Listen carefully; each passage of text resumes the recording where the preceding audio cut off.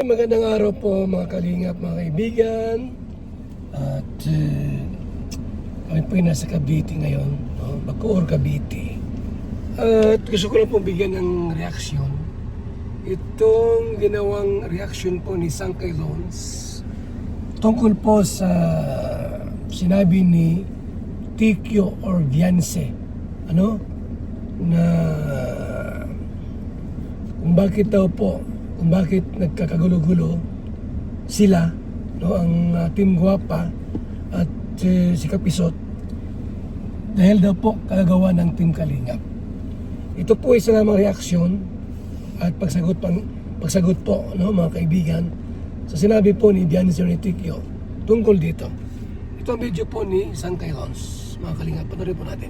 Meron akong napanood na isang reels, na kinuha galing doon sa, yung clips kinuha galing doon sa live ni Vianse, na sinasabi dito ni Vianse, pinagbibintangan dito ni Vianse na Team Kalingap ang dahilan kung bakit nag-aaway-away yung Team Kapeso at saka yung Team Guapa.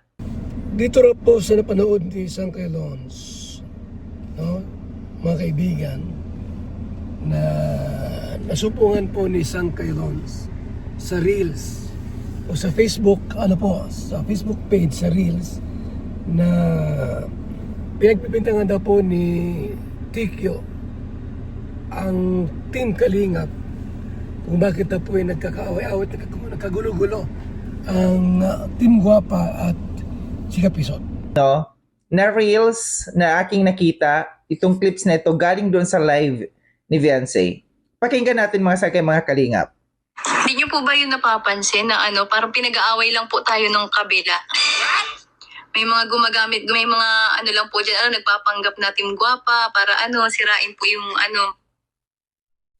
Hindi niyo daw ba napapansin na parang pinag-aaway lamang daw sila, ng kabila?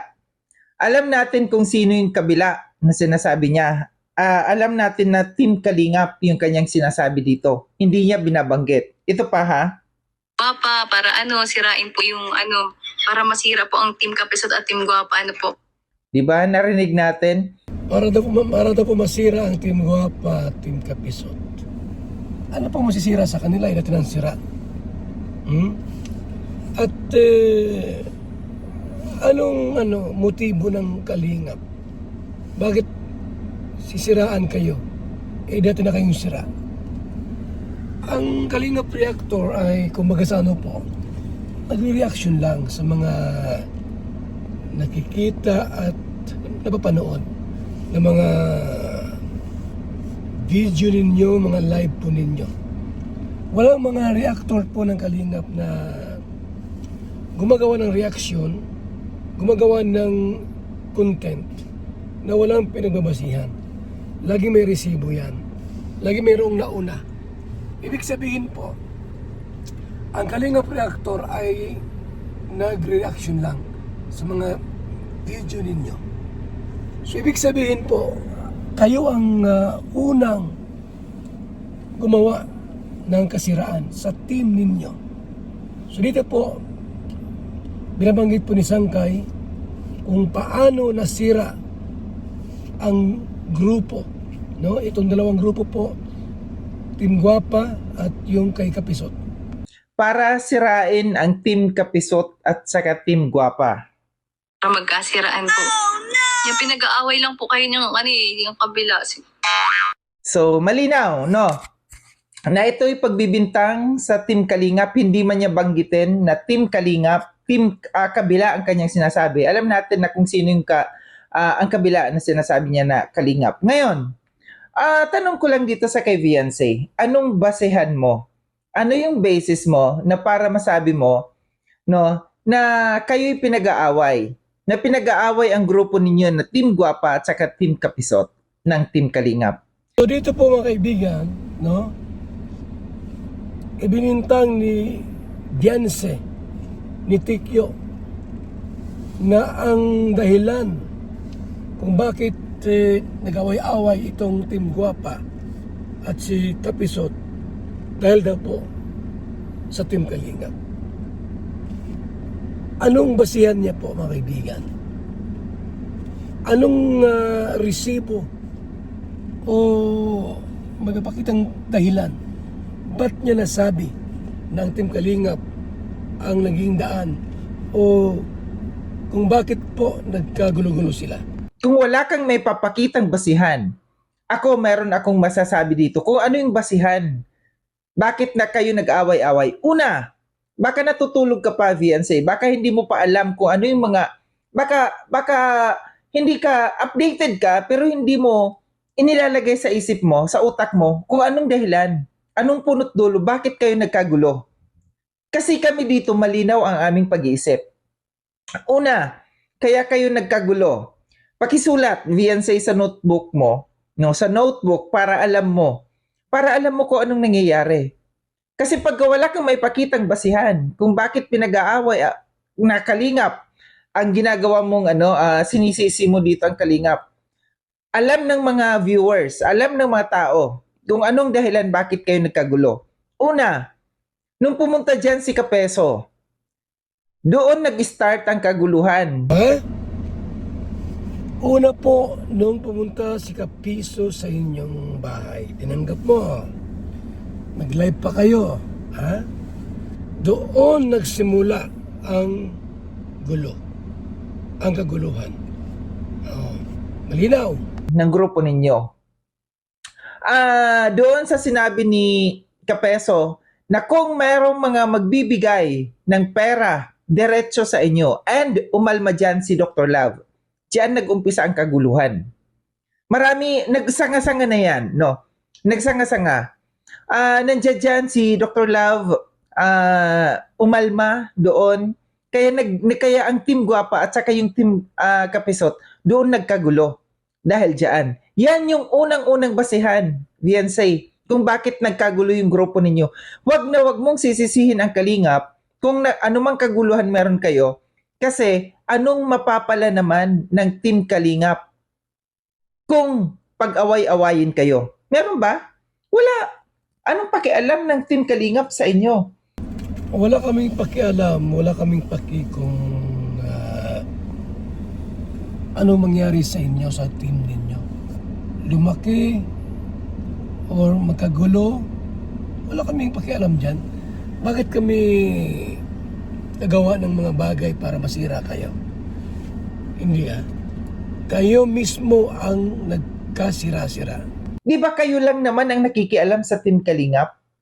Di ba? Anong basihan? Anong punot dulo ng pagkakagulo ninyo? Nandiyan dyan, no? Mayroon pa ako dito ipaparinig sa inyo. Mga kagrupo mo ito, di ba? Kagrupo mo itong itong sinabayad bagsak, no? Pakinggan mo ito, ha? Pakinggan mo ito. Kasi chismosa si Aling Hansel, ayun, nagkagulo na. Ang dati masaya at nagkakain sila pero ngayon magulo. Randall, totoo! Sobra kasi chismosa si Aling Hansel, ayun, nagkagulo na. Ang dati masaya at nagkakain sila pero ngayon magulo. Randall, totoo! Di ba? Isang basihan din yon kung bakit kayo nagkakagulo. Dahil mismong mga kasama ninyo, kagrupo ninyo, kayo mismo, sinisira kayo. Narinig mo yon? Sinabi ni Bayad Bagsak na chismosa ang nanay mo, kaya nagkakagulo. So, paano mo maibibintang sa Kalingap yung kaguluhan ninyo dyan? No? Nagkakagulo kayo sa grupo ninyo, sponsors, founders ninyo. Naghalo-halo na no? Kasi naumpisahan patungkol sa pera, kaya kayo nagkagulo. Nag-umpisa sa kay Kapeso, patungkol dun sa pera, nandiyan dyan, umano si Dr. Love, nandiyan dyan yung mga sponsors, nandiyan dyan may mga bumabanat na sa inyo, sa pamilya ninyo, sa nanay mo, itong mga dati ninyong kakampi ngayon, binabanatan na sinisisi na ang nanay mo.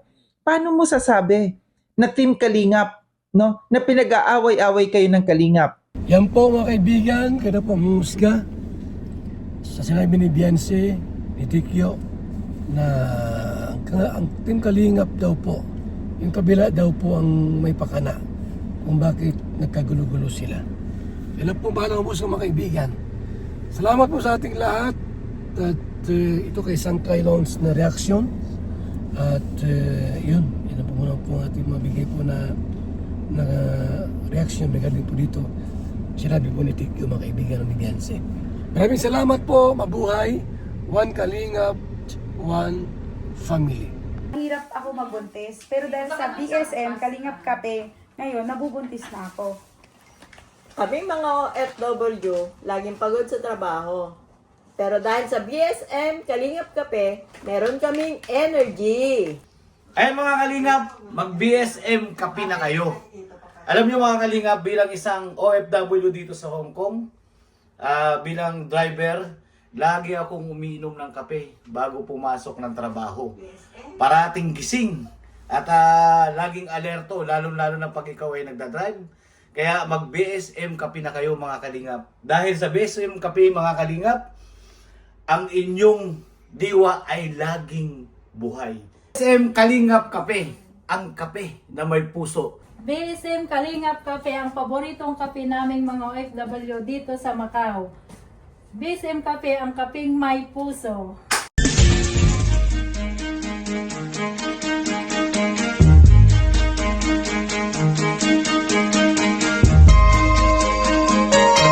Ito ang palatuntunang tunay na lingkod bayan. Ang programang tututok sa kapakanan ng mga mamamayang kapos sa kapalaran. Si Kuya Val Santos Matubang, ang inyong katuwang. Si Kuya Val, kasangga sa kahirapan, kaagapay sa kalusugan, kakampi ng mga inaapi.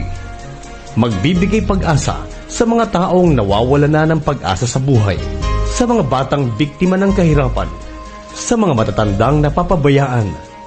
Si Kuya Val, ang inyong sandigan.